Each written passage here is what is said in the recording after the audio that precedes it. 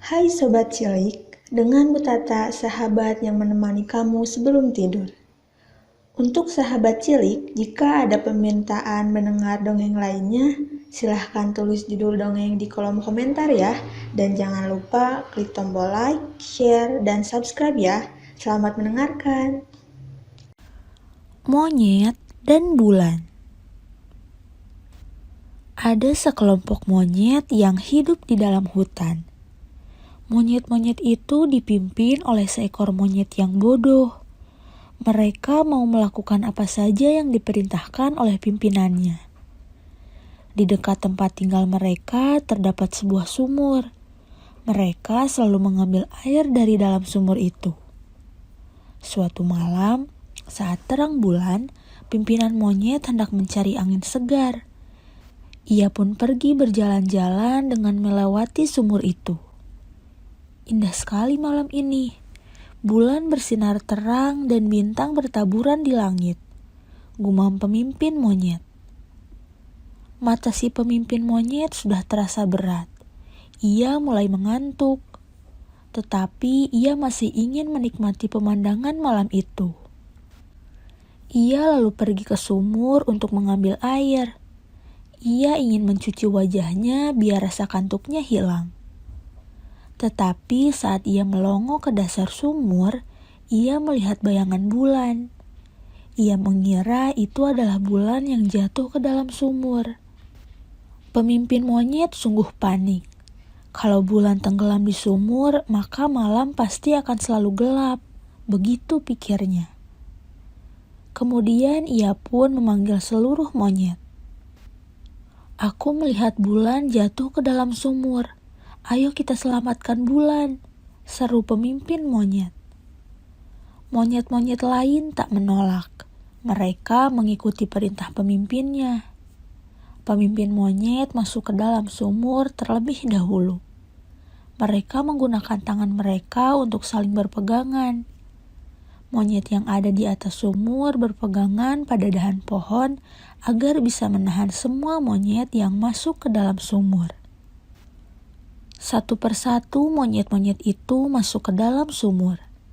Mereka lalu berpegangan pada tangan temannya yang berada di atas mereka, sambung menyambung. Mereka tak menyadari bahwa pohon yang digunakan untuk pegangan oleh monyet di luar sumur sudah melengkung. Pohon itu tak kuat menahan beban seluruh monyet. Lalu pohon itu patah. Semua monyet masuk ke dalam sumur yang sangat dalam. Beberapa monyet mati dan terluka. Ini karena kebodohanku. Sebagian rakyatku jadi mati sia-sia, ujar pemimpin monyet. Beberapa monyet menyadari bahwa rupanya bulan masih menggantung di langit. Bulan tak perlu mereka tolong. Mereka lalu melihat permukaan air sumur. Bayangan bulan masih terlihat di sana. Rupanya itu hanya bayangan bulan, ucap salah satu monyet yang terluka. Pemimpin monyet sangat malu. Seharusnya ia berpikir dahulu sebelum memutuskan sesuatu, apalagi jika sampai membahayakan kaumnya. Pesan moral dari dongeng ini adalah, untuk menjadi seorang pemimpin sangat dibutuhkan kecerdasan. Kecerdasan hanya bisa diperoleh dengan rajin belajar.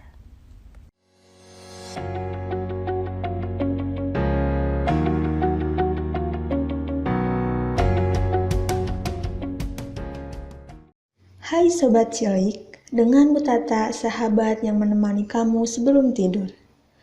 Untuk sahabat cilik, jika ada permintaan mendengar dongeng lainnya, silahkan tulis judul dongeng di kolom komentar ya.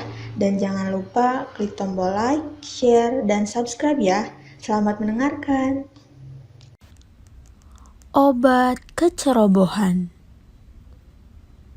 Nyonya Bertram sedang membaca buku di ruang tengah. Namun ia tidak bisa berkonsentrasi karena anaknya Roger bermain drum keras sekali di kamarnya. Tiba-tiba pukulan drum Roger berhenti. Ia berlari menemui Nyonya Bertram sambil menangis. "Aku merusak drumku, Mama," kata Roger terisak. "Bagaimana bisa kau merusaknya?" tanya Nyonya Bertram. "Aku memukulnya dengan tang," kata Roger. "Kau memukulnya dengan tang? Kemana stik drum milikmu?" tanya Nyonya Bertram. "Aku tidak tahu," jawab Roger ketakutan. "Kau pasti telah menghilangkannya ya. Kau ceroboh sekali. Kau ingat hukuman apa yang akan Mama berikan jika kau menghilangkan mainanmu lagi?" kata Nyonya Bertram. "Ya," kata Roger. "Maafkan aku, Mama. Aku mohon jangan berikan mainanku ke rumah sakit anak," lanjutnya. "Tidak, drum milikmu akan diberikan ke rumah sakit anak. Sebagai hukumannya, kau harus menyapu perpustakaan kita setiap pagi selama 2 bulan, kata Nyonya Bertram. "Masa anak laki-laki menyapu, Mama?" kata Roger merengek. "Pamanmu dulu suka menyapu. Kalau kau bisa menyapu selama 2 bulan tanpa memecahkan barang-barang, kau akan mendapatkan mainanmu kembali," kata Nyonya Bertram. Sejak hari itu, Roger menyapu perpustakaan setiap pagi. Awalnya ia tidak suka, tapi lama-lama ia menikmatinya.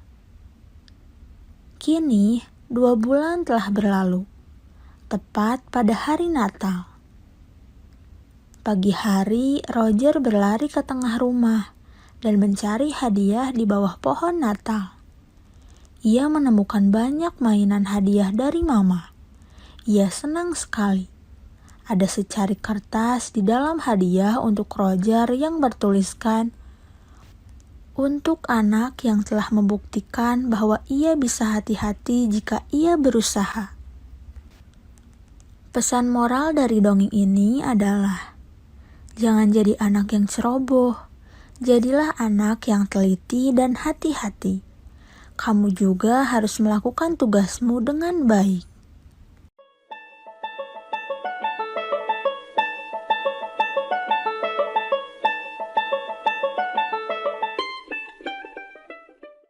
Hai Sobat Cilik, dengan Bu Tata, sahabat yang menemani kamu sebelum tidur. Untuk sahabat cilik, jika ada permintaan mendengar dongeng lainnya, silahkan tulis judul dongeng di kolom komentar ya. Dan jangan lupa klik tombol like, share, dan subscribe ya. Selamat mendengarkan. Sumpah Tulang Badi. Seorang laki-laki tinggal bersama adik perempuannya di Malinau. Mereka anak yatim piatu yang hidup rukun satu sama lain. Orang-orang mengenal mereka sebagai anak yang baik dan ramah. Suatu hari terjadi peperangan antara 2 suku. Banyak korban yang tewas. Sang kakak juga ikut berperang, membantu sesama sukunya. Situasi semakin tak terkendali. Kondisi kampung sudah hancur. Sawah ladang mati tak terurus. Sampai hewan ternak pun mati kelaparan.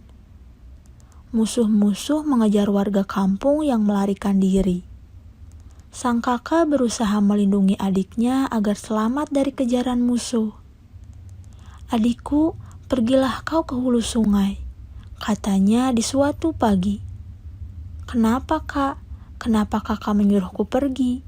Kakak tidak ikut?" Si adik heran dengan perintah kakaknya itu. "Pergilah, kau harus sembunyi di hulu sungai agar tidak mati dibunuh musuh," jawab si kakak. "Aku tidak mau berpisah denganmu, Kak," ucap adiknya sembari menangis terseduh. "Ikutilah perintahku," pungkas kakaknya.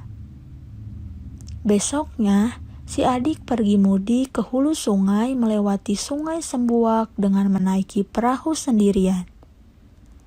Kakaknya berdiri di pinggir sungai melepaskan adiknya. Perasaannya sedih, tapi cara inilah yang terbaik demi keselamatan adiknya. bahwa tidak akan ada yang boleh masuk ke hulu sungai ini untuk mengganggu hidup adik perempuanku, dan sungai Sembuak inilah batasnya. Sang kakak bersumpah demi tulang badi. Setiap saat sang kakak menjaga tepian sungai dari siapapun yang berniat jahat. Ia benar-benar menjalankan sumpahnya. Bahkan, arus sederas apapun tak akan bisa menembus ke hulu sungai. Sejak itu, si adik hidup tenang di sana dan memperoleh keturunan yang kemudian dinamakan suku Lundaye. Sang kakak tetap tinggal di kampung kelahiran bersama warga suku Tidung yang tersisa.